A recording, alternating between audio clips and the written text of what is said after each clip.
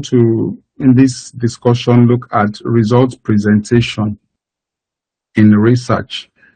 Result presentation in research, and I want to believe that the slides for this, the slide have already been shared.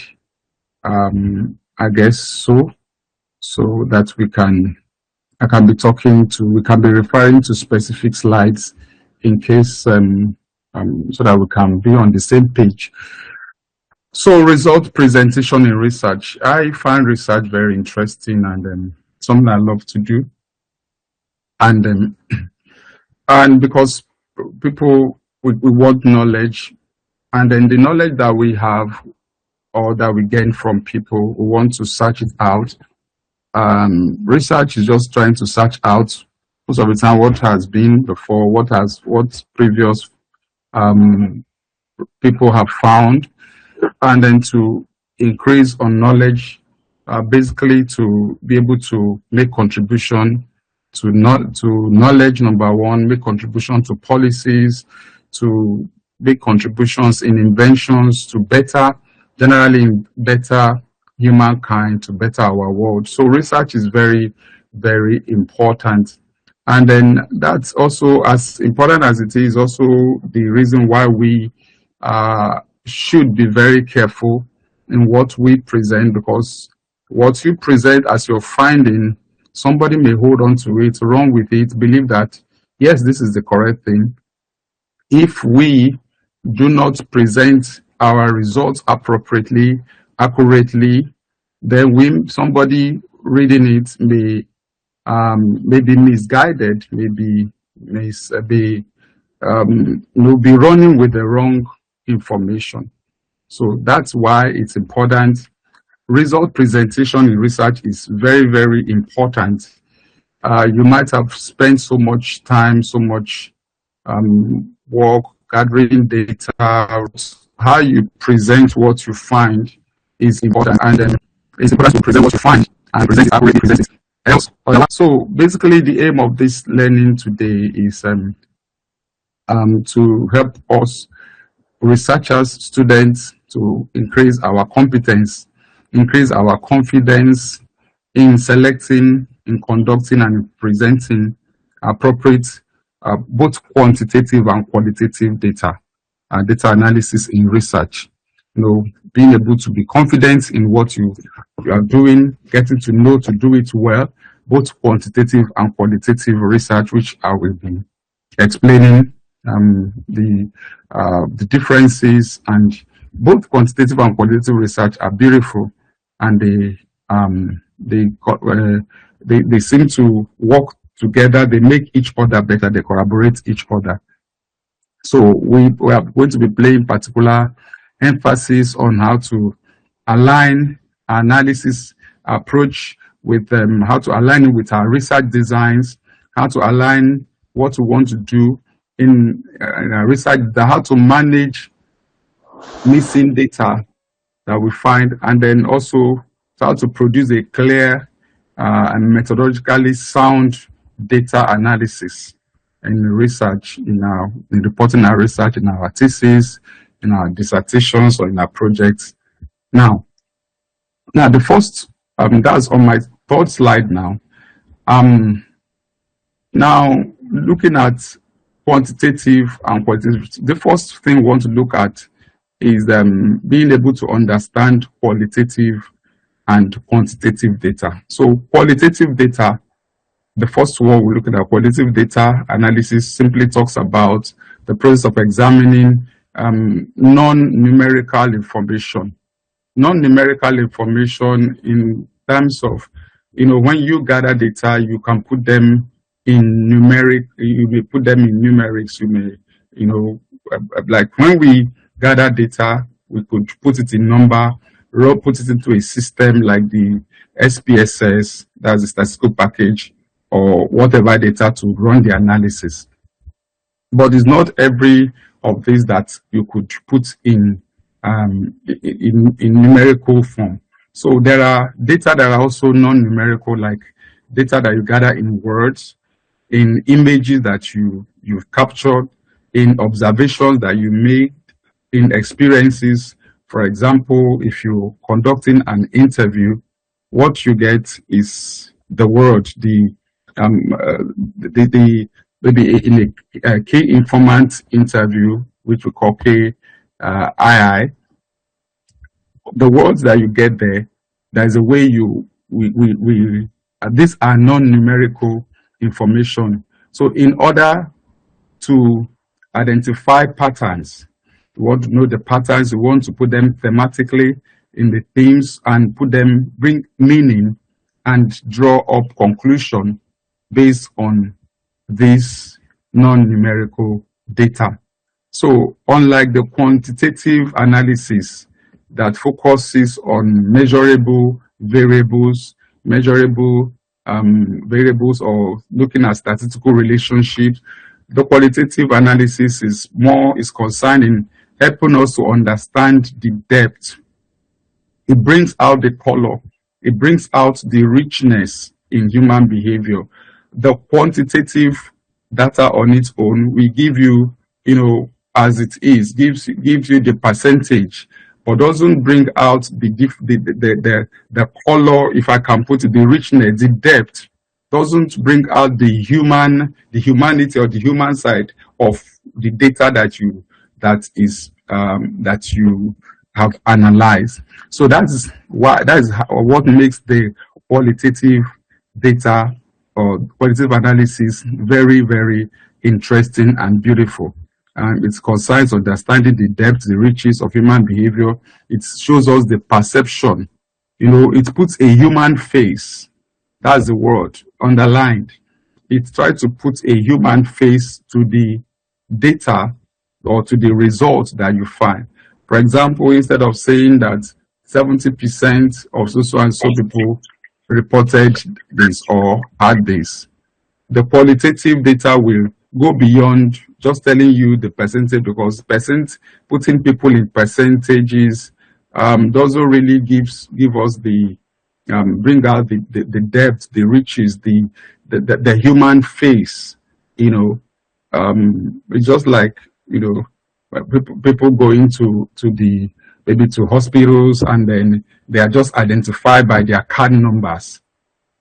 People want more when we go to such places than being identified by numbers. So you want that interaction. You want to be able to express yourself. You want to know that you are not talking to a machine, so to say. So I'm just trying to put this to explain what this qualitative. So it helps us to get the perception of the people.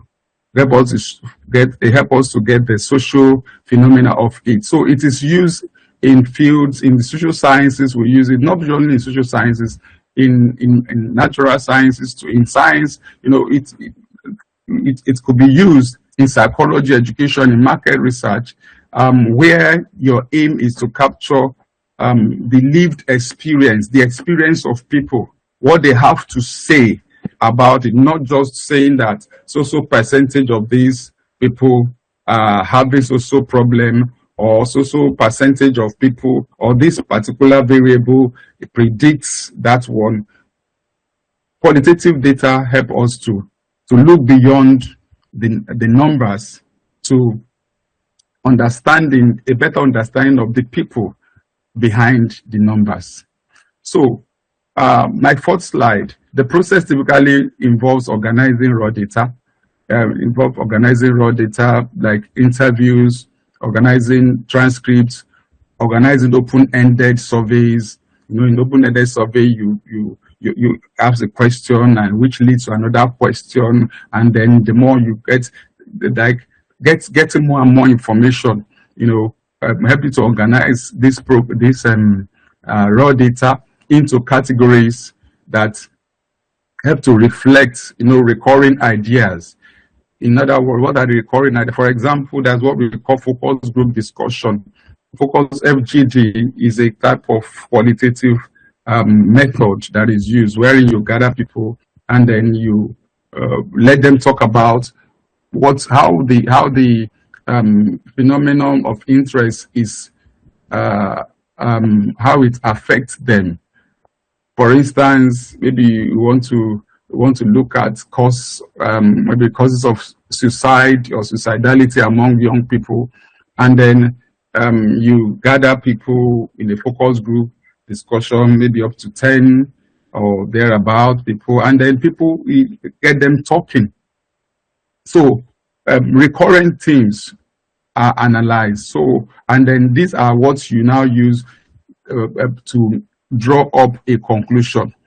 For example, the example I gave you, I said, for example, in a study of a classroom interaction, qualitative analysis might highlight recurring themes. What are the themes that are recurring? What are the things that most people are talking about? So it helps you to know that, okay, this is what more people are particularly interested in or particularly touches them. So it helps you to understand these people the more and so on. Now, another important aspect of qualitative data analysis is the interpretation. So the interpretation, like I said earlier, goes beyond simply categorizing information. It takes it deeper. It asks deeper questions. Try to find out deeper meaning of the context, so as to understand the people or the participants better. So researchers consider the social, the cultural, and personal factors that shape participants' perspective to help us to understand people deeper, like I said. And then often, try to draw on theoretical frameworks that try to make some sense to the finding. So this interpretive nature means that qualitative analysis is not about producing one correct answer. It's not about to say this is correct answer. It's not just about who is correct. It's about what is the perspective, what is the perception, what are the behavior, what are the attitude, what are the of the participants, and not necessarily, we are not looking at who is correct, who gave the correct answer. No, it is getting deeper into what is going on in the mind of the individual and how the situation affects them.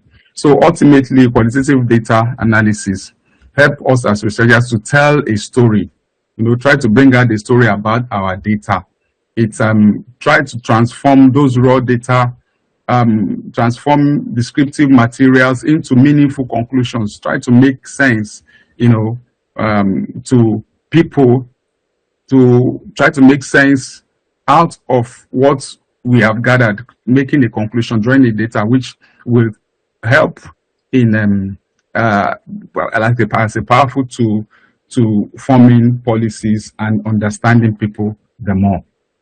Then the second one is the quantitative research analysis, and this is designed as structured approach or approaches used to investigate some phenomenon through numerical data.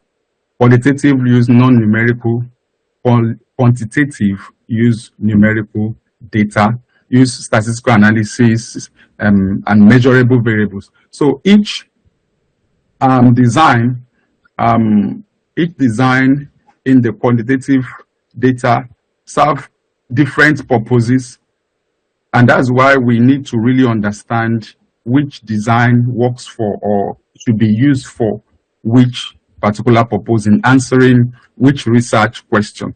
So each design serve different purposes depending on whether the researcher you want to describe, if you want to describe what's in existence, or you want to explore, maybe look at the relationship between a variable and another variable, or you want to look at a comparison between two groups or two or more groups.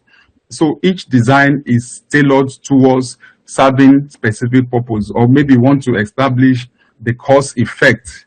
What's the cause effect relationship? So all these have to do, we need to know which design to use for which purpose, depending on the research question, the research hypothesis that we have raised.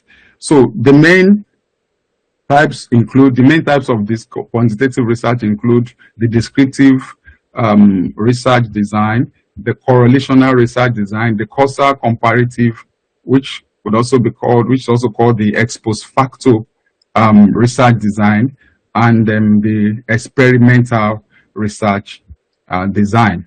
So yes, they all rely on quantifiable data.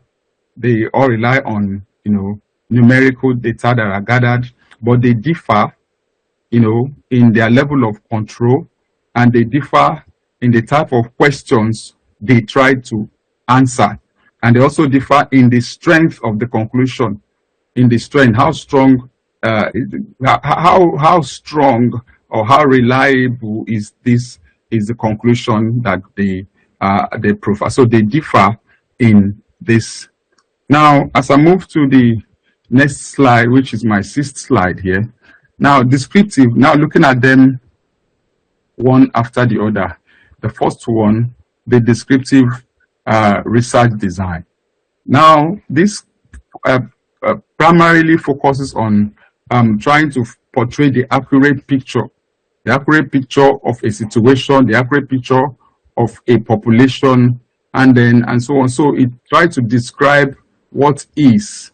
It does not attempt to look at what is the relationship between variable A and variable B. No, it tries to give the accurate picture, describing what is, not the relationship or what is causing it. It's not trying to say, okay, this variable A is, as a result, for example, a survey that tries to measure percentage of employee satisfaction with their job can be likened to a descriptive. We want to look at a percentage of employees, how many percent of, what's the percentage of the employees of this organization that are satisfied with their jobs. So that purely is descriptive. You want to say, okay, 10%, 70%, 80%. So it's not trying to compare or look at a relationship or whatsoever. Now, the next one is the correlational research design. This, on the other hand, tries to look at or establish a relationship. Try to examine the relationship. Try to examine, not establish. Examine, the relationship between the variables. Is this variable as a result? If I take the first question, the example I made earlier on, now it will. The survey now will not be looking at percentage of employees satisfied. Maybe are now looking at satisfaction with job based on pay. We want to look at or work hour. So we want to see, is there a relationship between the number of hours that employees work and the job satisfaction that they derive, that they get.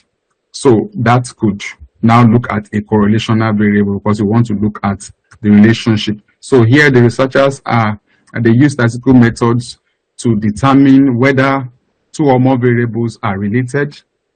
Apart from whether they are related, we want to determine to what extent are they related. If there's a relationship, let's say relationship between adverse childhood experiences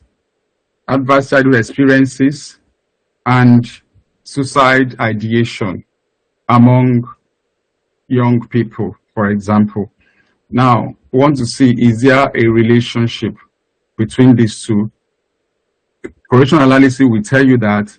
I will also go beyond to tell you if there is a relationship, to what extent, the direction. Is there a positive relationship, meaning that is the increase of one leading to the increase of another, or is there a negative relationship, meaning that as one increases, the other decreases, or is there no relationship at all?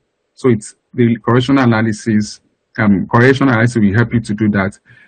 For example, okay, let's say a study might explore whether there is a relationship between exercise frequency and stress level. So is there a correlation between them? While correlation can reveal strong association, they cannot prove what is causing the association, and this is very important. So if you are looking at a research, trying to answer a research question that's focused on causation. Is this one causing this? Then you are not going to use the correlational analysis, because correlational analysis will tell you whether there is a relationship, but cannot tell you what is causing that relationship. The next slide, comparative, causal comparative or quasi-experimental design. Now, this design attempts to identify some cause-effect relationship. Now, however, it doesn't really have the full experimental control. That's why it's called quasi-experimental. In other words, there are the full control is not there. There could be some element of confounding variables, other variables that may influence the result. So that's where it's different from the pure experimental research, which is the next one, is more rigorous, more powerful, and then try to put a lot of controls in check so that whatever results you find using in the experimental design is always, much more. The result is much more stronger, if I can use the word, than the causal effect or the quasi-experimental research design. So the experimental research, like I said, is the most rigorous and the most powerful. And then here you will have put all the controls you need to put. You want to see if a particular medication that has just been produced can cure a disease.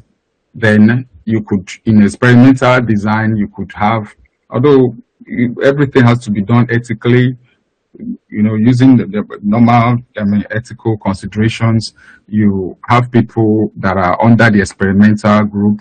You group individuals having similar situation, and then you admit some will fall under the control group, and some will fall under the experimental group.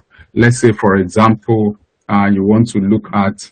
Let me bring it down a little more. Let me use a more example that can easily relate with.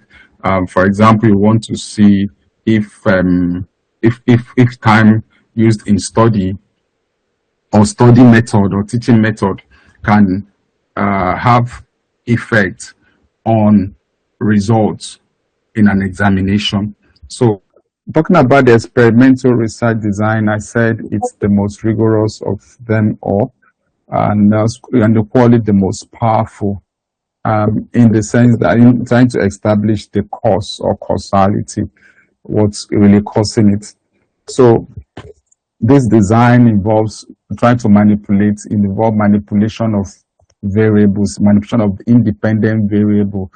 The previous ones, the descriptive, the correlational, and all, they do not involve manipulation of variable.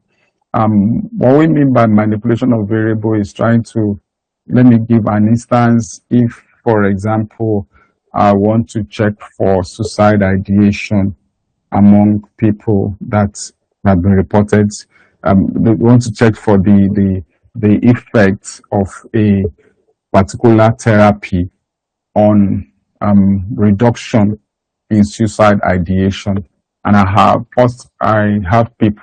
participants that have already reported suicide ideation. If I want to do maybe a kind of both quasi and pure experimental, you group them into the control group and the experimental group. And then on one of the group, you take them through particular therapy, and then at the end of the day, you bring both groups together and conduct an analysis or try to gather your data. Let me look for example, let's say the example I have here is for example, testing for the effectiveness of a new teaching method by randomly assigning students to different instructional approaches. So this design allows researchers to make strong causal inferences through that. You try to put them in groups, and then on a particular group, you manipulate the variable by, let's say you want to see the effect of a teaching method on the results, then you now for the experimental group, you take them through the teaching of what's expected of them. The other one, you probably will leave them behind. Later, you now bring the two groups together and then compare the two. So, but what we say is that it's often a bit tough to do in the real world setting. It's very resource intensive and a bit difficult to carry out experimental research. Probably that's why not many work is done. But experimental research is beautiful and it helps to bring out the beauty thereof. Now, the next slide, which is the 8th slide, I suppose. Okay, like I said, the 8th and the 7th slide are the same. Then the 9th slide, which talks about accurately distinguishing between these different research design, accurately distinguishing between descriptive, correlational, comparative, and causal experimental research design. Now, like we said earlier on, now quantitative research approaches, they differ in the purpose, that is their purpose, they differ in the level of control, they differ in the type of conclusion that they allow a researcher to draw. What do I mean by this? They differ in the purpose. What is the purpose of this research? Why am I doing the research? Am I doing it because I want to find out, I want to describe what is in existence? Am I doing it because I want to find out if there's a relationship between variables? Am I trying to answer a question of, is this particular phenomenon caused by another one? So they differ in this, and the 4 major designs, like we've mentioned earlier, include the descriptive, the correlational, the comparative, and the causal research designs. Now, the descriptive research design, like we said, if you recall, primarily is concerned with portraying an accurate picture, trying to answer the question, what is the percentage?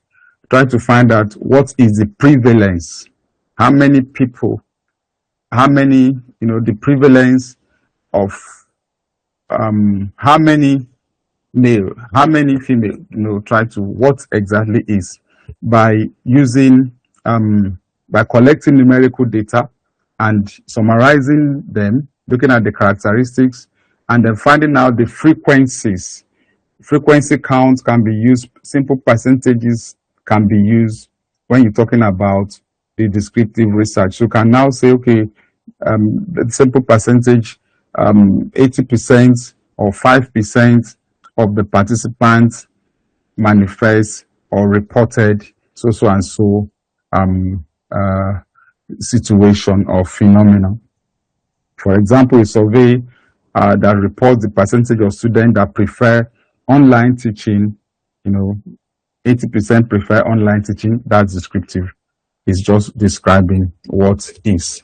The next slide, the 10th slide, trying to move to the, okay. Now, correlational research examines the relationship, looks at what is the relationship between 2 or more variables. Researchers are interested in this technique when they want to determine, are they related and to what extent are they related. That's what correlational research design helps us to find.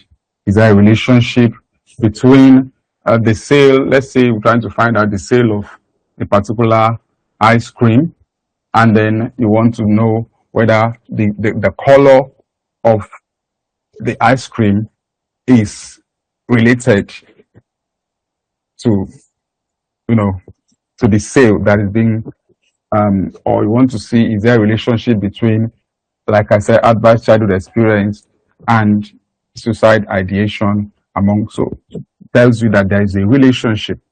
And we look at analysis like the Pearson correlation analysis can be used.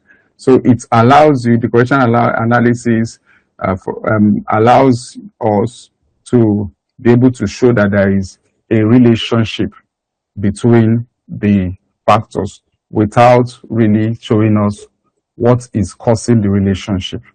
The comparative research also try to explore the differences between groups, try to look at what difference between groups.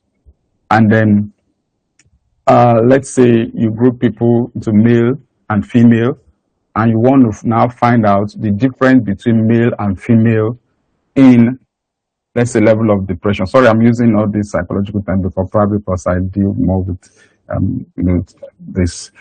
I want to look at the difference in the mean score. So the comparative analysis try to explore the difference between groups. So depending on the number of groups, if it's like we're going to be seeing earlier, if just two groups, you could use a t-test to compare the two groups. But if it is more than two groups, then can use an analysis of variance to explore, to find out. So this design is used when experiments are impracticable and or unethical, but you want to find out what is the want to compare the results between the groups. It's weaker than experimental design, definitely, but it also gives us very good picture of the comparing when we compare two or more groups. The next slide, which is the next slide, please. Yes. Now, the causal research, or which when we talk about causal research, like I said, it could be experimental, which is pure experimental, or quasi-experimental, that is not full experimental, but yes, some element of experiment is also carried out. It's a rigorous approach, like we said, trying to assess the cause and effect relationship. In true experiments, when there's true experiment, researchers manipulate variables of interest, they manipulate the independent variable, and people are randomly assigned. You assign people or participants randomly, making sure that every participant has opportunity of being in a group. So they are randomly assigned into groups, and then also try to control for the extraneous factors. These are factors that, if not taken care of, could affect the results. Let's say you want to look at the results of particular set of students, and then I'm trying to explain the extraneous variable, and then you're looking at it in terms of, okay, the number of hours read versus the results that they get. Now, in such a study, extraneous factors could include, level of intelligence, could include the noise around the individuals, could include so many things that could affect the results. But in experimental research, all those extraneous factors are properly controlled for. Now, test a new drug by randomly assigning patients into treatment group and control group. Treatment group is also called the experimental group. Now trying to see how strong this, or the effectiveness of this medication. So the experimental survey can be used. Experimental research can be used. And the quasi-experimental, by contrast, lacks full randomization, but it still involves manipulation of variables, but is not as strong as the full experimental research. It brings out beautiful pictures, beautiful conclusions of the cause, but is not as strong as the full experimental research design. The fourth is to justify the selection of an appropriate data analysis technique based on research question. Now, for you to justify what data technique do I use, now the choice of this in quantitative research must always be justified by aligning it to the research questions. What are the research questions? What are the hypotheses that have been raised? What is the study design? So each of these elements help to dictate what statistical tool that we are going to use, which statistical tool is appropriate for this, and then so as to ensure that whatever result we present is valid and a meaningful result is obtained. So it's important to know that, okay, this particular research design, all of it must be tailored to whether it is going to be a correlational, a causal, a descriptive. It has to be. It's based on the research question you are trying to find that you've raised, or the hypothesis or the study design that is being used. Yes. The next slide, please. Now, first of all, the research question. The research question determines the overall direction of your analysis. It's important, your research question. If the question seeks to describe a characteristic, maybe try to find out what is the percentage of, then you know definitely that you are looking at what? The descriptive statistics. You want to check the frequency, you want to find out the percentage, you want to know what the mean, you want to know, maybe you want to find out what the prevalence of individuals that, you know, have so and so issue. Then you know that you are looking at trying to describe what is. And then from this, you can now draw a particular, you give a particular conclusion based on. Now, however, if the research question asks about relationship, maybe you want to say, is there a relationship between exam performance and time, study time and exam performance? Now you are looking at a correlation, and then Pearson's correlation comes in. You can use Pearson's correlation analysis, or even a regression analysis can be used for as long as all the assumptions of this of using any of these they are met.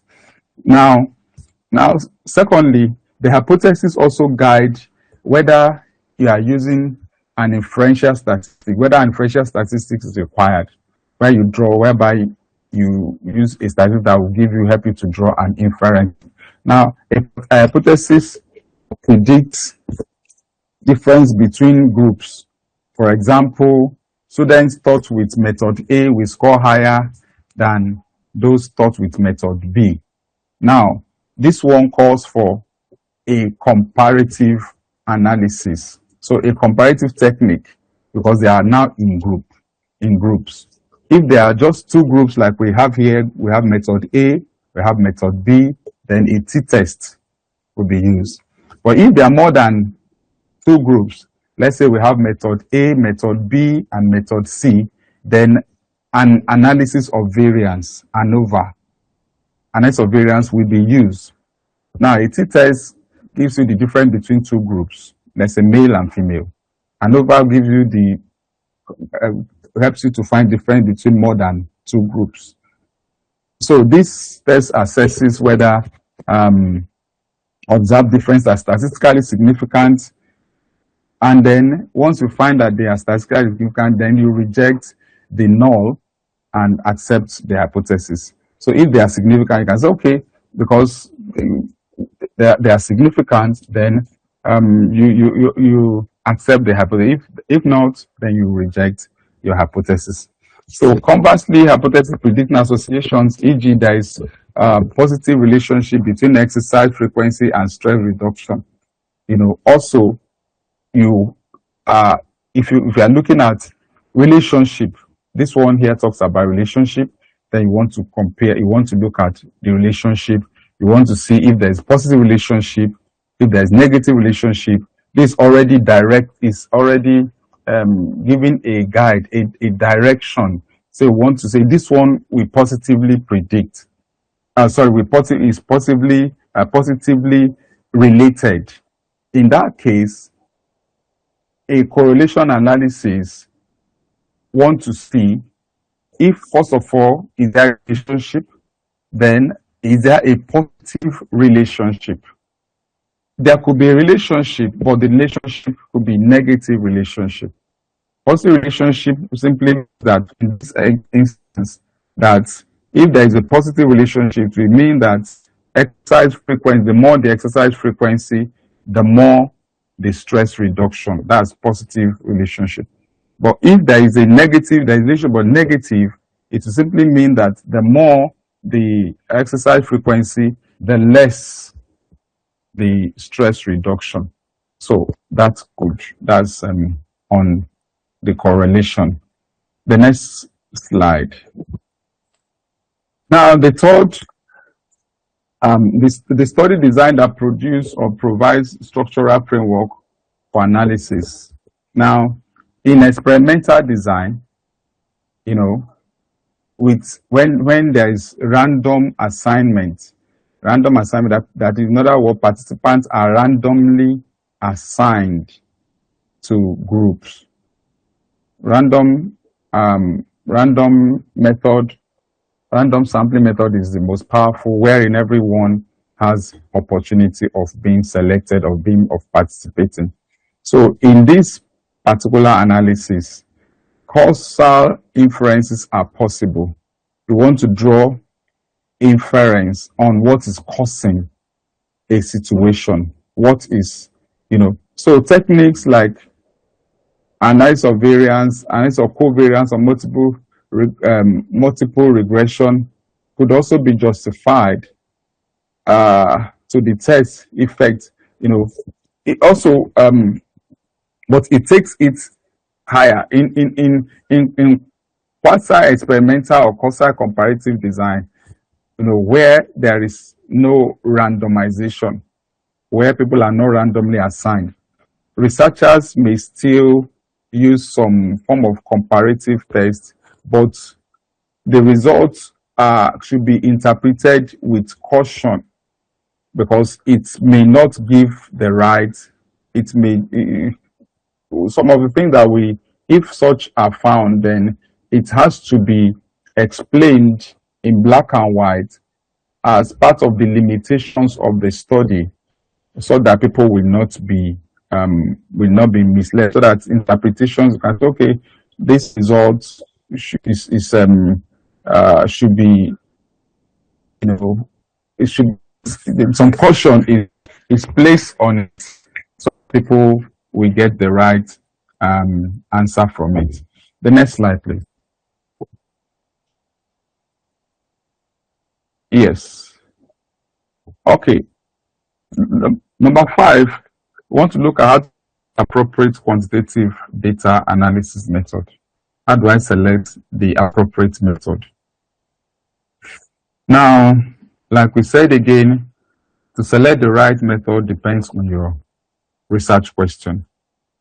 The right quantitative data analysis, how do I select it, depends on the nature of your research question, your hypothesis, and the study design, because each of these address specific type of inquiries.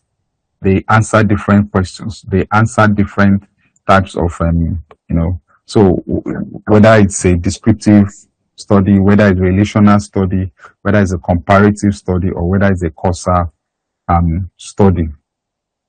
And then, like we said again, for descriptive research questions, the appropriate method, I know by now you know that the appropriate method to use will be descriptive statistics.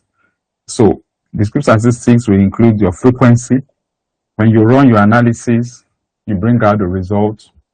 For descriptive research questions, what you look out for is, what are the frequencies, the frequency count? What are the percentages? How many participants reported this, in terms of putting it in percentage? because you are interested in describing what is the mean or the average, what are the median and the standard deviation. So these are what you look out for when you are trying to answer research questions that are tailored towards describing, giving you percentages. For example, if the study aims to determine the average age of an employee in a company, or the average age of the students that are listening to me here. So all you need to do is to get everybody's age and then find the mean, and then you give us, you are describing what is. The next slide. Now, for correlational research design, again, your goal is to look at relationship. And methods, statistical method that you use include the Pearson moment correlational research design, Pearson's. It tells you about correlational coefficients, or the Spearman rank correlation can also be used. Then regression analysis can also be used, because regression analysis, as a matter of fact, takes it higher. As a force of relationship, and then to tell you the degree of the relationship, Now, these techniques measure the strength and the direction. The strength, is it positive, negative? That's the direction. And the strength, is there a significant relationship? So in the instance, if the hypothesis predicts a relationship between study hours and exam performance, then correlation or regression analysis will be the right choice. So if your hypothesis is what so and so will predict, let's say there's a hypothesis say that a relationship, that study hours will significantly predict exam performance. If that's the hypothesis, then a regression analysis will come in, because first of all, the regression analysis will show you that there is a relationship, and then will now tell you the strength of the relationship, and then also could tell you the direction. In other words, if there is a positive relationship or there is a negative relationship, like I've explained earlier on. Now, in comparative research, which examines difference between the methods, examines difference between groups, method like t-test, like I said earlier on, t-test for 2 groups, ANOVA if there are more than 2 groups, multiple analysis of variance, MANOVA can also be suitable when you want to compare groups, and they determine whether there is a difference, statistical difference between groups, and whether there is no difference between, if there are statistical difference, significantly statistical difference, then you accept your hypothesis, depending on how the hypothesis is put. Some put their hypothesis in a null hypothesis, some use the alternate hypothesis. For example, a null hypothesis will say there will be no significant relationship. That's null hypothesis. And then the alternate will say there will be significant relationship or significant predictive influence. And then depending on whichever one, if you find significant relationship, you accept it if it's an alternate hypothesis that you put. But if it's a null hypothesis, when you say there will be no significant relationship and you find out that there's a significant relation, then you reject the null and accept the alternate. The next slide, please. Now, for causal research questions in experimental and quasi-experimental research design, more advanced inferential methods can be used. For example, technique like analysis of covariance or multiple regression. Multiple regression analysis could be used when you have more than one IV, trying to predict looking at more than one IV on a DV. You could use a multiple regression, or a factorial analysis of variance would also help you to look at the cause-effect relationship while trying to control for extraneous variables. External variables are those variables, like I said, that could influence the results of what you are doing if not controlled for. If we're talking about the sales of ice cream, and then maybe looking at the sales of an ice cream based on the flavor. Now, one external variable could be the weather. If you don't control the weather and say, okay, because this is a vanilla ice cream sells more than the strawberry ice cream, then an external variable could be the weather. If it's in a hot weather, or probably, a lot of things could be a confounding or extraneous variable to it, which needs to be controlled for before you can draw your conclusion. So in summary, descriptive statistics are used to summarize your data, look at how the correlational methods and explore relationship, compare the tests, try to look at the comparison between groups, what are the costs, trying to find out the causal effects, and then to help us to draw adequate conclusion. And they must be aligned with the research question they have.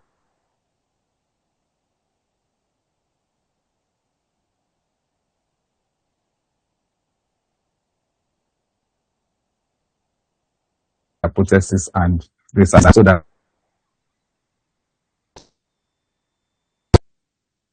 the next slide, please, sir.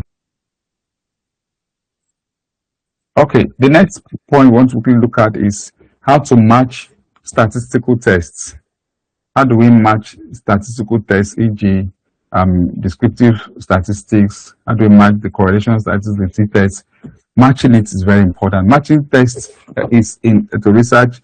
Matching statistical tests to research is for the purpose of ensuring that the analysis or the method analysis directly addresses the type of question.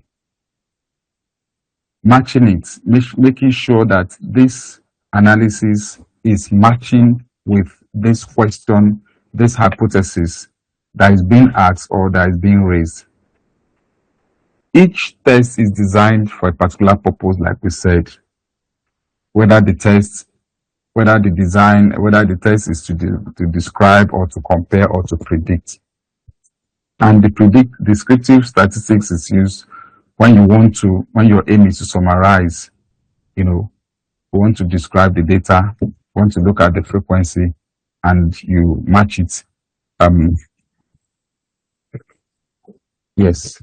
So now, for example, if the aim is to report the average age of participants or a proportion of respondents who prefer online learning, for example, then a descriptive statistic will be appropriate, because the variable that you are trying to search out is asking you to describe rather than to compare or to relate.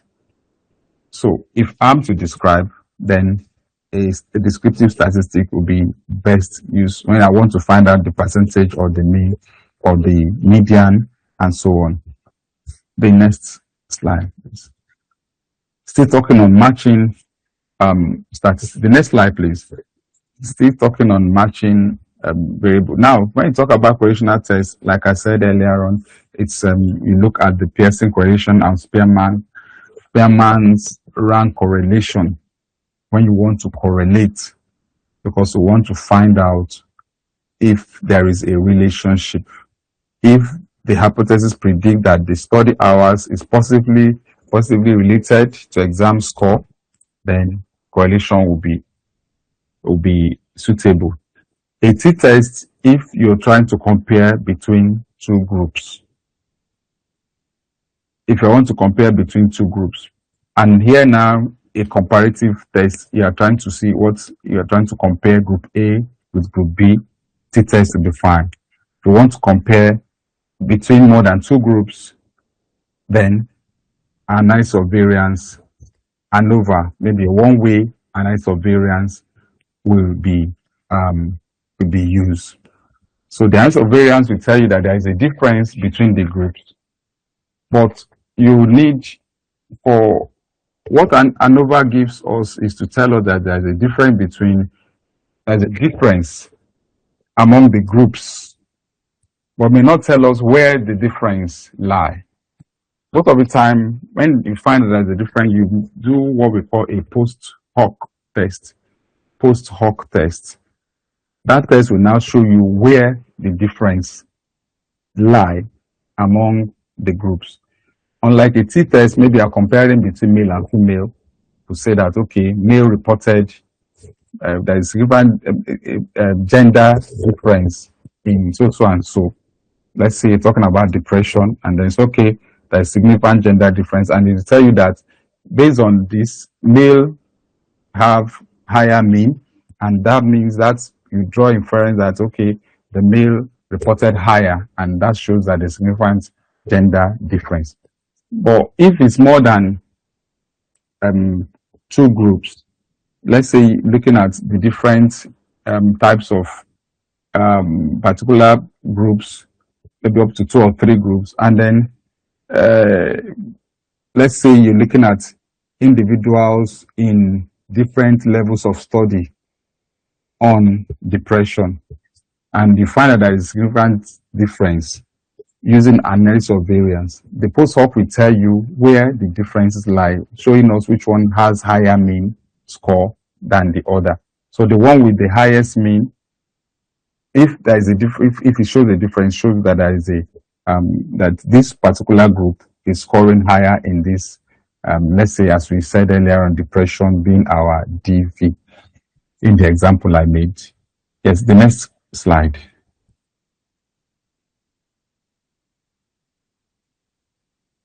The next one, please, because this is a repetition of the last one. Okay, now demonstrating understanding of when and why particular analysis approach should be used or not used. We should understand when to use a particular analysis and when not to, and why this particular analysis is suitable or is not suitable in research. And we also understand the type of understanding this usually requires you to align them to the aim of your research. Understanding when and why this particular approach is suitable requires proper alignment with the research aim, the type of variable, and the study design, aligning it with the strength and limitation of each statistical, because each statistical method has their own strength and limitation. So when the wrong approach is used, then the conclusion is not valid. And then if you go ahead and publish it, then it will be a misleading information. Descriptive statistics is usually suitable when your goal is to summarize and present data clearly the way it is. We want to show percentages. We want to show frequencies. We want to be very clear that so-so people or so-so group has so-so percentage. We have 10 men, we have 15 women, we have, and put it it's clear. So they are appropriate for question like, what is the average or age average of participants? What's the percentage of participants that responded? What's the prevalence of so and so behavior among so and so group? So it is when you want to give a clear, it's when it helps you to present it very clearly. So using descriptive statistics alone in a study that seek comparing, that you want to, when you are looking at not just description, but also involves a correlation. If you use descriptive statistics alone, then that will not be adequate because it will not give you what you actually are looking for. The next slide,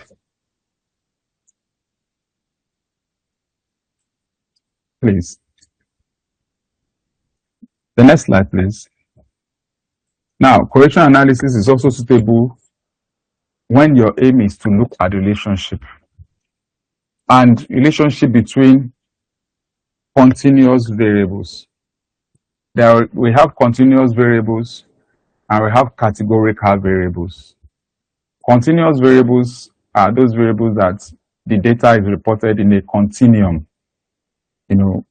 from 0 up to infinity. You can compare. While categorical variables are variables that are put in categories like male, female, tall, short, far, near. They are in categories. You can't put them, you can't subject them to numerical. You cannot key them into your system except putting them in categories. So correlation analysis is suitable when research aim is to explore relationship between two continuous variables, such like we want to look at hours of study of and examination performance. So we want to see the hour of study. The more the hour of study, the better the examination performance. So it's useful for identifying associations. Is there an association between abuse? Is there an association between child abuse, or abuse at home, or domestic violence and depression? We want to look at associations. Then correlation analysis is important. When your topic says, for example, your research topic says to correlation or the relationship between so and so, then correlation analysis is what you have to use. However, it's not suitable for establishing cause and effect because it doesn't tell you what is causing it. It only tells you that there is a relationship between them. The t-test is suitable when you are looking at two groups, like I said, male versus female in a test score, for example, or when it's still categorical now, when groups are when the participants are in categories and there are two different categories or two groups, then you want to consider a t-test, or a chi-square can also be used when there are two. Analysis of variance, I said it earlier on, when you are comparing more than two groups in a continuous variable, then analysis of variance can be used to show you, as long as the assumptions are met. Now the next slide. Regression analysis is also suitable when you want to predict.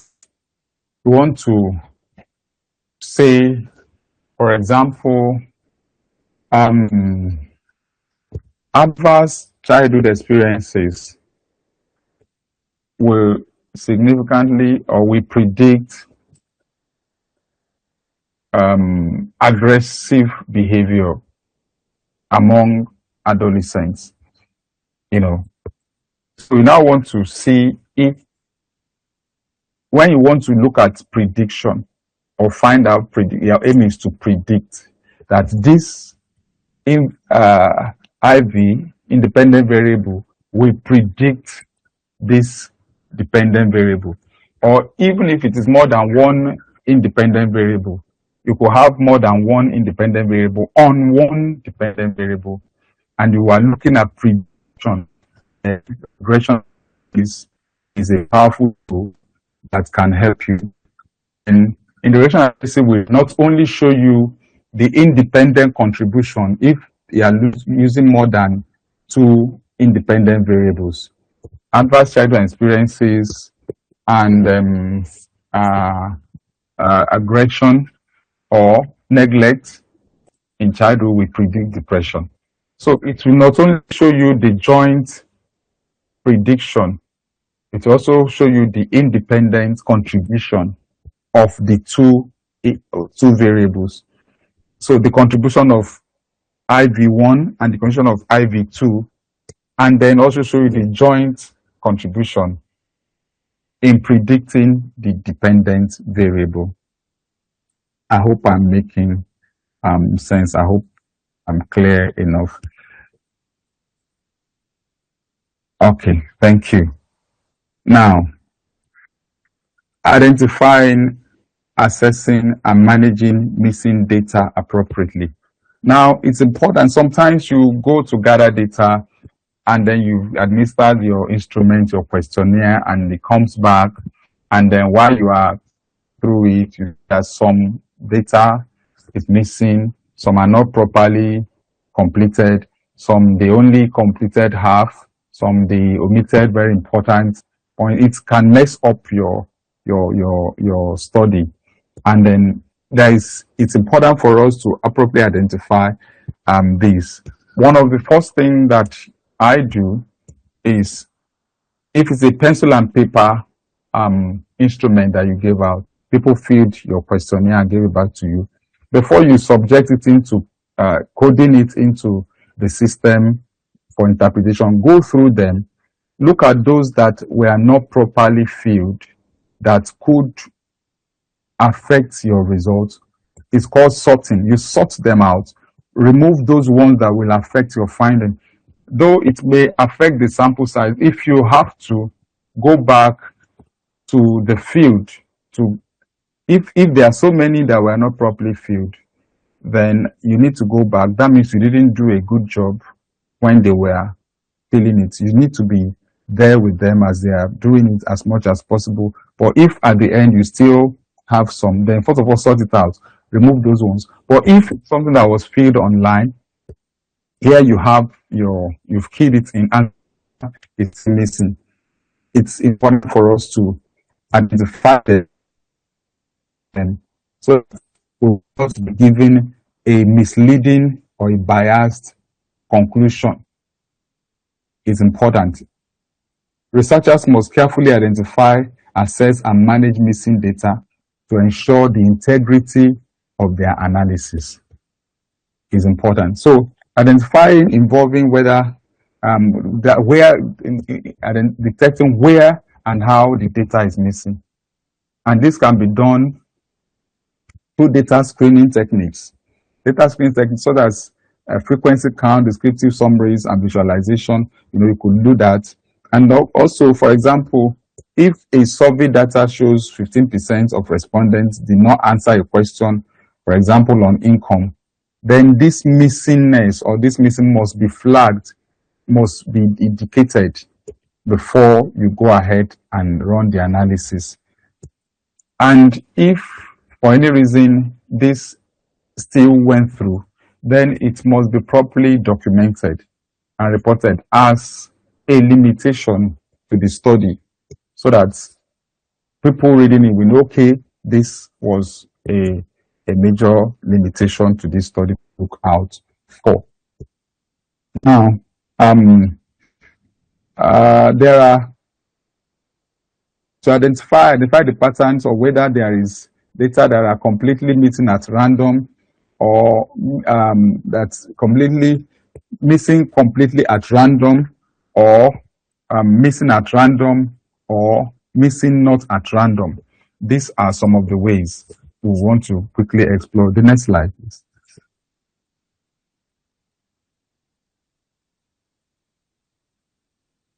Okay. Yes. So assessments require evaluating the extent to which the extent and nature of missing data.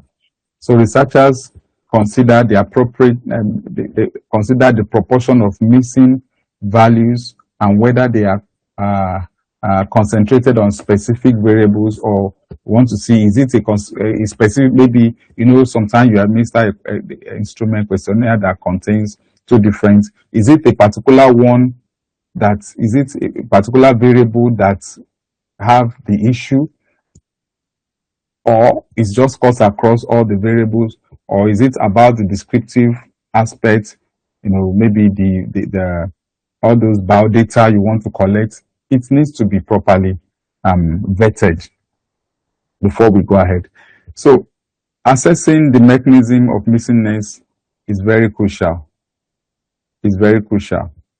Now, how do you manage it? How do you manage this? Managing it include the following way. Deletion method. You can delete. That's what we call the listwise deletion. Delete listwise, which means it removes the entire cases of missing values, removes them.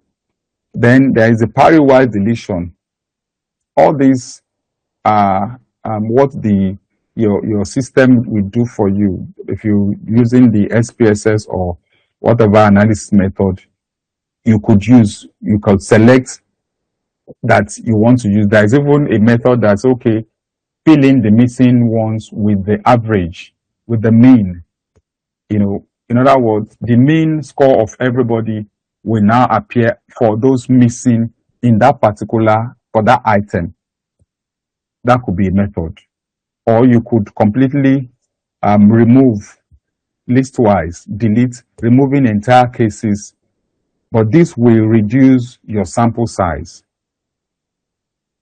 It will reduce your sample size, which may, if you have to, want to go back to the field, or may want to continue running the analysis, but to reduce your sample size. So, imputation method. Imputation method looks at mean substitution, substituting the mean, or regression imputation, or a more advanced technique can be used. So in summary, missing data must be identified through screening, whether to assess the extent and the mechanism that is going to be used. So starting from when you receive your questionnaire back that you administer, using your, reading through, going through it, to if anyone scales through that session, then there is a way you can command the system to delete or to fill those missing ones with the average or the mean score of everyone concerning that particular item. The next slide, please. Next slide, please. Okay, want to explain different types of missing data. Quickly, different types of missing data. In quantitative research, missing data are inevitable. They're inevitable, but we need to understand the type of missing data because this is important in knowing how to handle them. Now, there are three categories of missing data. There are those that are called the MCAR, missing completely at random. There are those that are called missing at random, MAR, and there are those that are missing not at random. Now, the missing completely at random, these are those that occur, when the probability of data being missing is unrelated, is unrelated to either observed or unobserved values. In other words, the missingness is entirely random. It's not related to observed value or not observed. So, for example, if a researcher accidentally loses some survey forms due to printing error, maybe when the print is not clear or printing error, the missing data are called missing completely at random. So it's randomly, so this type of missing does not bias the result per se. It was just random, not. So though it may reduce the statistical power, so data that are missing completely at random, they are the easiest to handle. You can use the listwise to delete them, or simple imputing, or producing the use of the mean to fill in the missing data. The next slide, please. Slide. Now, the second one, that missing at random. Now, this happens when the probability of missing data is selected to observe, it's related to those observed variables, but not the missing values themselves. In other words, for example, in a health survey, for instance, let's say younger participants may be less likely to report their income, but missingness is predictable based on age here. So this is more complex when people, deliberately don't put a particular data that you need. Now, but this can be managed using statistical techniques such as multiple imputation. Now, all these are done by the system when you give the command. Then the third, missing not at random, occurs when the probability of missing data is related to unobserved values themselves. It's related to unobserved values themselves. For example, in a study, let's say study of mental health, participants with severe depression may be less likely to answer questions about their symptoms, so meaning that the missing data is directly related to the severity of their depression.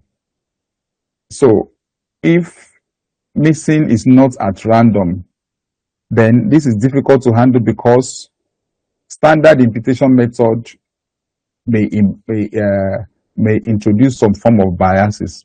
What we are saying is people having a particular, let's say, severe depression, and then as a result of what they are going through, cannot answer. Sometimes when you want to conduct your study, you want to be sure that the mental health of the individual that you are assigning, the person can give you the right information. So, or if the person is not able to give the right information, not because it's intentional, then it will cause it will be difficult to handle and may cause some barrier if you go ahead and report it as it is. So, the next slide, please. So, in summary, missing completely at random, MCAR, is random and less problematic. Most of the time you see it's not that people are intentionally doing it.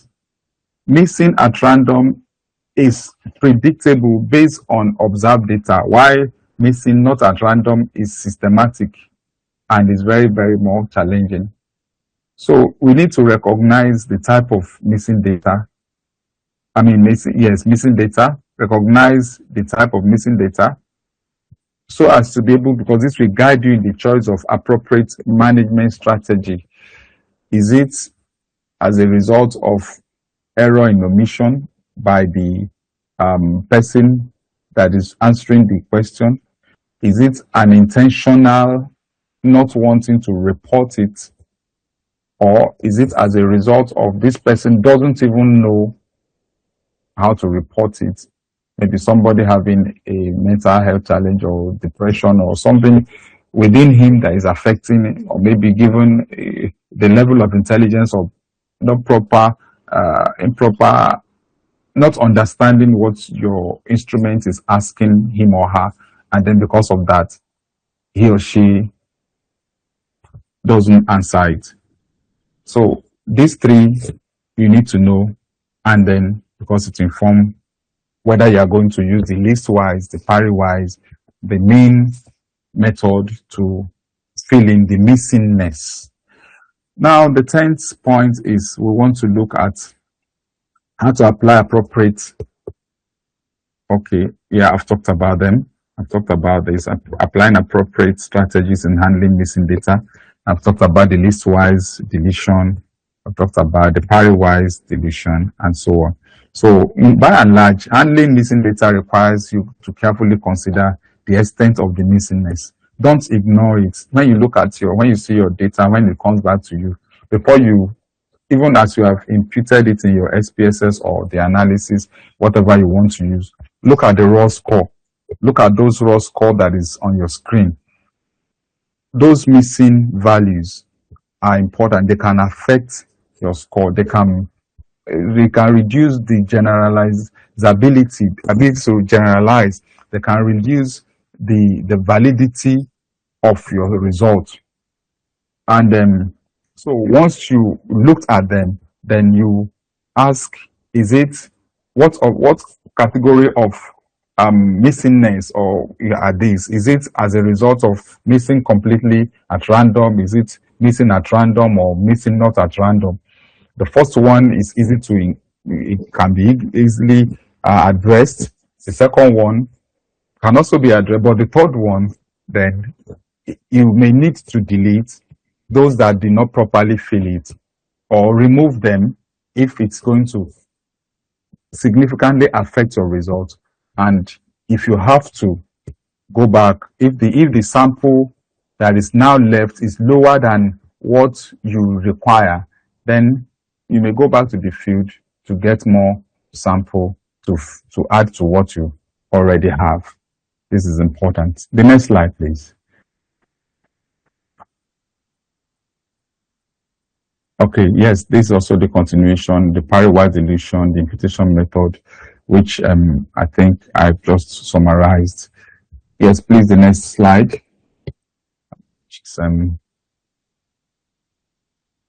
Okay, now I want to look at that number 11, interpreting and reporting qualitative, quantitative findings accurately is important. You know, we're talking about presentation of your results, and your interpretation is very important. Some people, we need to have some knowledge of interpretation of results. Yes, people could have their data, gather their data, give it to analysts, and the analyst will run it and send you back the tables.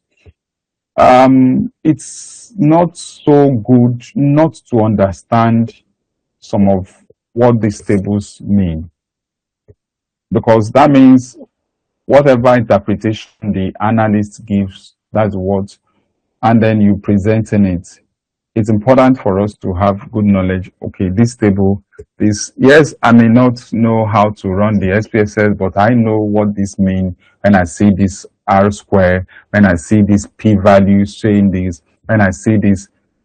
Then if the individual is giving you the wrong interpretation, then you're able to say, I don't think this is correct. There's something wrong in this. And these are not difficult things to know if we put our heart and we really are interested in knowing it. Is something that you can really get to know. So why am I saying this is because interpreting of your data, interpretation of your results is very, very important. And it requires balancing the accuracy, balance statistical accuracy with clarity of communication, proper communicating what you find. Because some people will see tables, but they don't understand what the table means. It's not clear, so you are not communicating. So when you present the tables, what are these tables saying to the layman?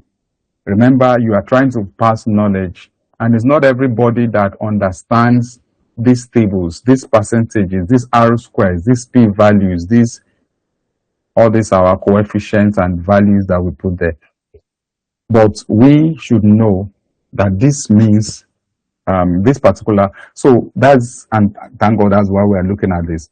So it's important to show clarity of communication. Researchers must go beyond presenting raw numbers. Don't just present raw numbers to people. Explain what those numbers mean so that a layman who is not in your field can pick up what you have put on table. He can see the table. Then by the time he reads the interpretation beneath the table, he understands. Some people don't even look at your table because they don't understand what's in that table. But everyone should be able to understand, because we are trying to create a policy information, pass across, get your recommendations, and people that want to make the recommendations to may not understand the table you are presenting. So it's important for you to let the person reading be able to understand what is in that table. If not, you have not communicated. You've spent so much money and yet you're not communicated. Yes, you could pass your project, but that's not where it ends. If it's uploaded, if somebody picks it up tomorrow, somebody wants to recommend, somebody wants to refer to what you find, and the person does not understand what you're talking about. So what's the essence? So for example, a statistically significant t-test result should be reported with its test statistics. You should show it, for example, in reporting it, you should show it with the t-test, t-statistics, so and so degree of freedom, and p-value. All those p-value, degree of freedoms, and then should be, you should be able to point them out. And then in the explanation, you say, okay, because there is an R square of 0.025, it means that 25% of the respondent, that's what the R square, if it's a regression, for instance, mean, then you see an R square. It's telling you that it shows that the R square of 0.025, it means that 25% of the participants are saying that this variable, independent variable, is as the result of on the dependent variable is as a result on the IV. I don't know if that's making some sense. So such information is very important. This ensures that both the technical and non-technical audience understands what you have written. So you put the T, you put all those coefficients, but don't stop there. Let us know the meaning of those T's, the p-values, the f-values, and it also shows that you understand what you are presenting. The next slide, please. Now, I say equally important is transparency in reporting. Researchers should clearly state how missing values are handled. If you have any issue in your analysis or any point, let it be clearly stated. If there are, because we should be careful so that we don't report what we did not do. We don't try to look good. Meanwhile, somebody reading what we have said, we now be working on it. We now be depending on it. We now say, okay, as a result of the researches and so, and then we're deceiving people and we never can tell how it can get back to us. So let's be very transparent. Let's be, report how you handled all the lapses, all the limitations in this, in your study is important. As you present them, be honest. You should be, by presenting findings in a structure, let it be structured, let it be done with honesty. Let it be done in a way that anybody can easily understand it. Let the researcher, some people will say, okay, because what I find is not significant, then it is not a good finding. No, that is wrong. That is wrong. People say, okay, because it doesn't have to be significant. It's a finding. As long as you did it the right way and then you reported it, then you find that it's not significant.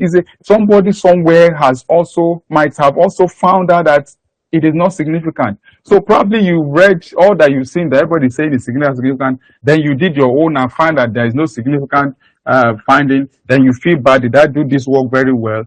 If you did it very well and then you find it not significant, report that you found it not significant.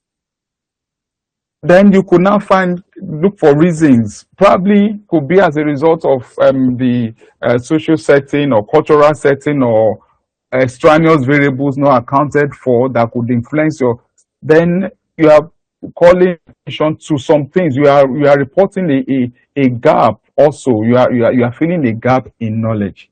It's important. Present statistical analysis clearly using appropriate tables, appropriate figures, appropriate narrative explanation. appropriate table should be used.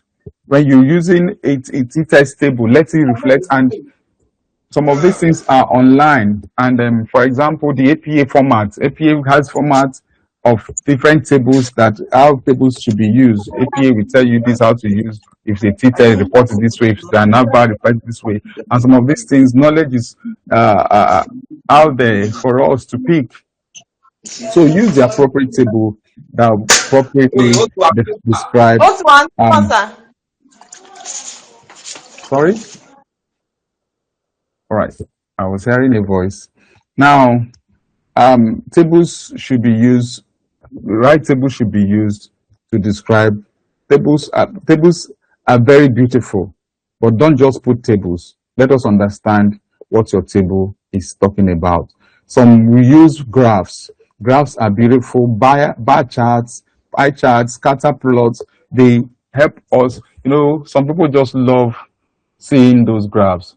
By the time you see the bar chart, you already have given the picture. Someone looking at it. Oh, okay. It's to some people that they already get the meaning already, than just when you put it on table. Not that tables are not beautiful. You could put it, but use the right table for the right. Sometimes you could use a graph to portray what you are trying to show. The next slide, please.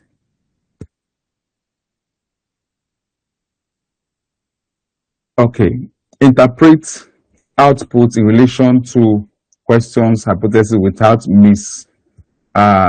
misrepresentation or overgeneralization. I said it earlier on. You must interpret your output in relation to your research question, to your hypothesis. So interpreting this requires carefully aligning your finding to, your research question, your objective of the study. They are the guide to the study. They are the guide to the study, because your objective will stem. Your research question will stem from your objective. If my research question one is to find out, if my objective one is to find out the prevalence of depression among undergraduates, then my research question one should be, what is the prevalence of depression among undergraduates? Then if I'm going to link it to hypothesis, then it also will lead me to the hypothesis, and it must be consistent. And then it must be properly aligned. Researchers must ensure that the results are explained in a way that directly address the research questions without stretching beyond what your data support. Don't go, I've seen people, they will find one particular thing and then they go ahead and be making recommendation of something else. That is wrong. You find out there is a depression among undergraduates. Now you are advising the federal government to do something. While your study tell you the federal government is not doing something about that. It is going off what you found. So it's important for you to be able to report your study based on what you find without stretching beyond what your data support. Your data should be able to support it. For example, in the correlational analysis, it shows a significant positive relationship between study hours and exam performance. The correct interpretation is that students who study more tend to score higher. So that's what you found.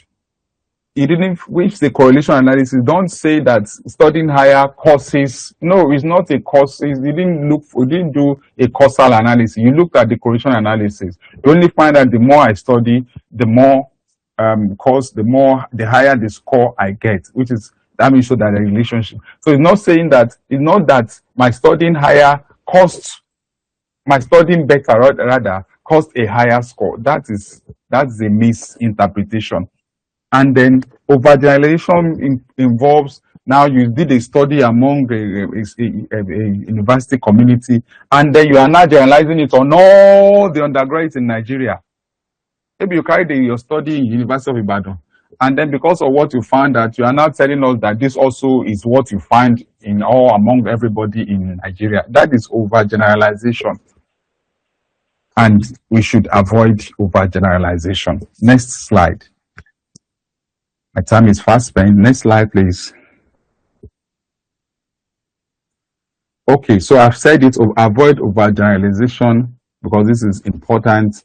Don't go beyond your boundary of what you found. Stick to what you found, and then make recommendations accordingly to people that are involved in what you find. If your work had to do with maybe individuals, the burden of care among people that are taking care of, burden of care among medical workers, then make your recommendation in that line without overly generalizing it. Number 14 um, is develop a coherent data analysis section for research thesis. So it's important for your for now a coherent data analysis section in research thesis should be structured, should be structured, and to clearly demonstrate how data collection was processed. How did you do the data collection? How did you do the analysis? How did you conduct the interpretation? And then let it be in relation with the study's objective. It's important. So this section typically begins with an overview of analytic approach, explaining why specific statistical method we are choosing. Why did I choose this statistical method? I chose this method because, based on all I've been talking about, if I'm doing a descriptive, my question is on descriptive, then I choose statistical method that will help me to explain descriptive. If my research question is to find a relationship, then it's very important. For example, descriptive statistics may be introduced to summarize demographic. We want to look at demographic characteristics of the participants, and then you could look at t-tests. I chose t-test because I want to do a comparison between two groups. I chose analysis of variance one way and over because I want to do a comparison between more than two groups. I did a regression analysis because I want to predict, and so on. This should be very important. So it's important for us to note all this. The next slide. My God. Okay, my time is fast spent. I don't know if I still have any more minutes to go on. Matt, should I continue to round up? Yeah, Jerry, how many more slides do we have left?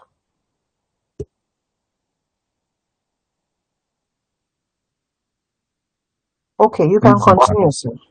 About 4 or 5. Okay, so you can continue. Okay, thank you.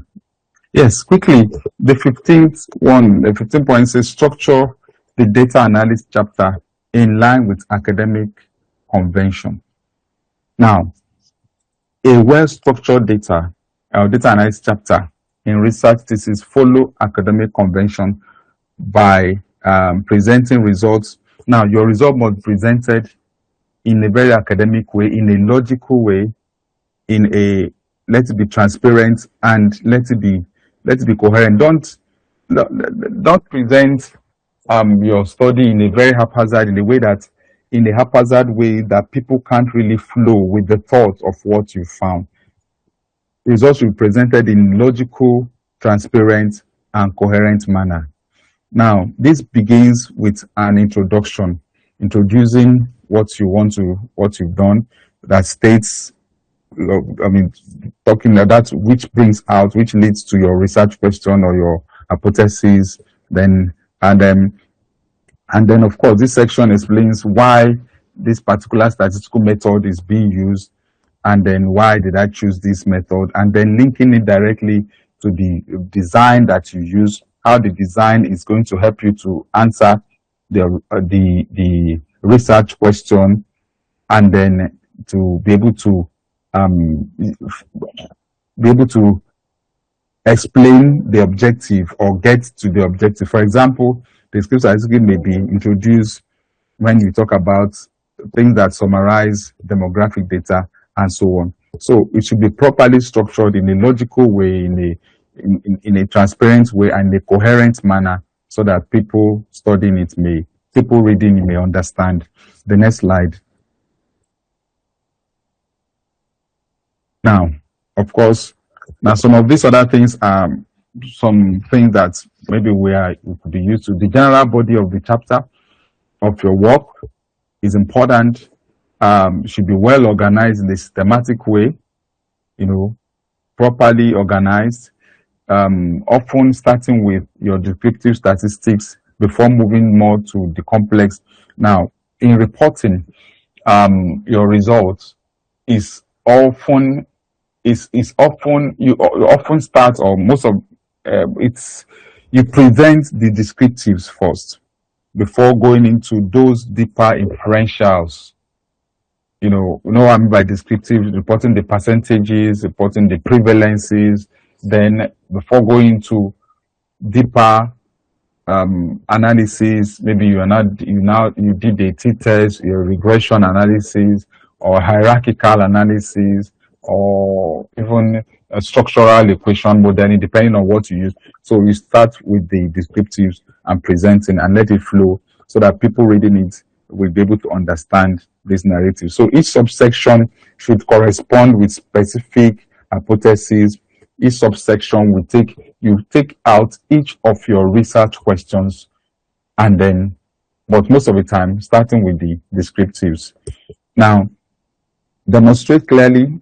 The sixth one talks about demonstrating clarity, transparency, and methodological rigor in reporting analytical procedures and finding. Please, the next slide.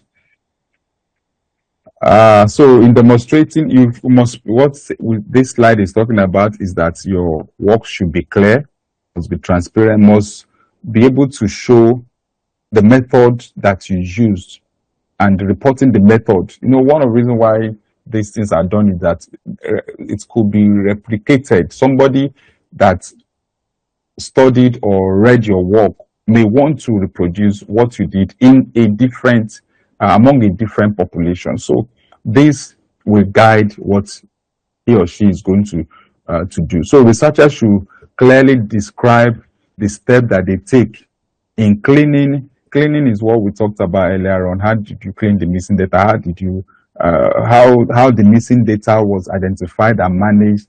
You should be clearly identify the technique that you use, and then clearly let everything be documented. Don't be economical with explanation when it comes to research. And not that we should put everything, whether it matters or not, no, but let anyone reading it without you being there be able to understand that this is what this person did and this is what he found, that because your work will go to places that you do not know.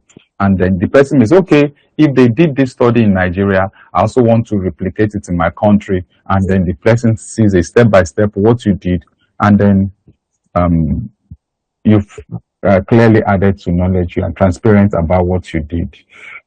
And the next slide, I think that should be the last slide. Okay. So, in conclusion, it just simply says that findings must be presented in a way that is both precise and accessible. Let your finding be presented in a way that is very precise, easy to understand. Don't make it ambiguous. Because when people may pick up your work, if it's too ambiguous for them to understand, they drop it. How many people's work do we even read from A to Z? So when somebody picks up your work in research, in addition, if somebody refers to what cites your work, that means you've really, but if it is too ambiguous that people cannot understand, then they drop it. So it involves reporting the exact statistical values that you found, reporting it and properly interpreting it such that anybody reading it may be able to easily flow with what you have done. I think at this point I want to pause here, and then I know I've exceeded my time, but thank you for listening, and I wait for your questions or comments. Thank you, Mom. Let's give a round of applause to Dr. Apune. Honestly, I've not seen, the simplicity of this presentation is amazing. And we really appreciate that.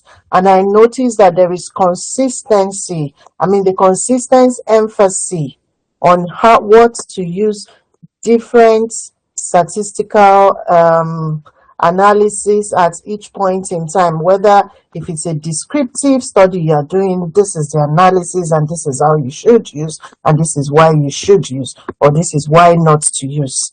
And that is actually, it has made it very simple. And like you said, you don't necessarily need to know how to do analysis. But even if somebody is doing for you, you must know whether they have done the right thing in the right manner. That is what is important.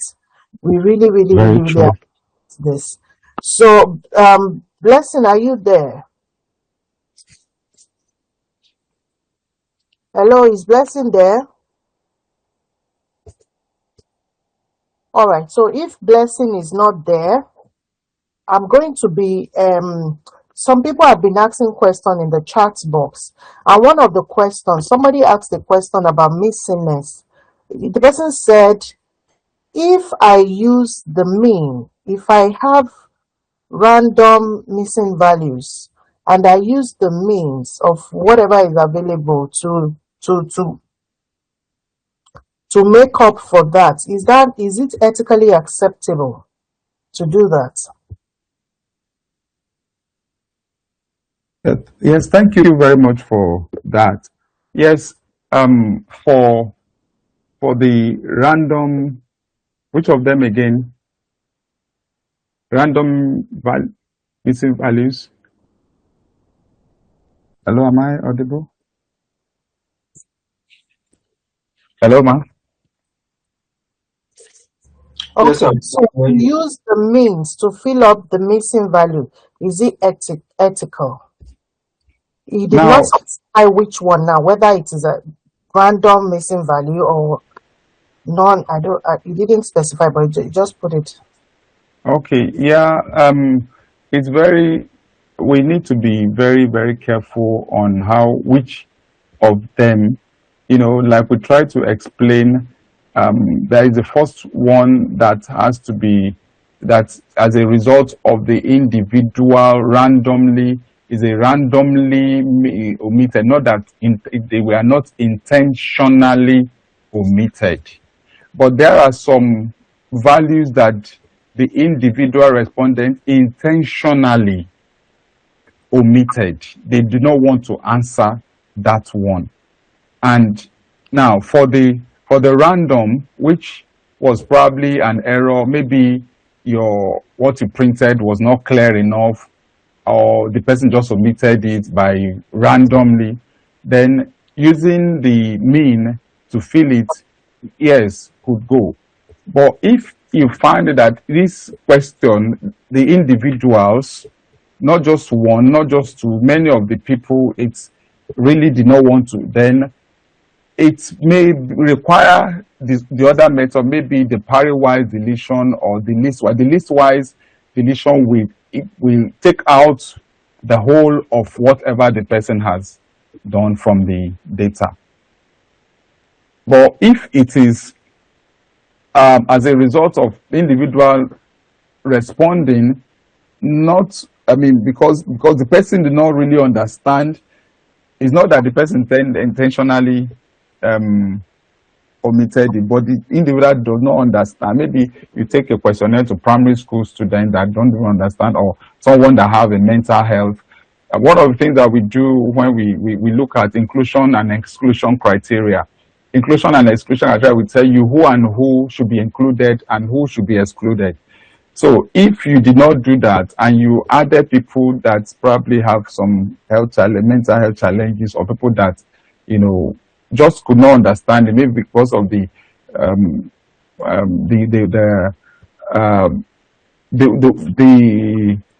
what's it called now?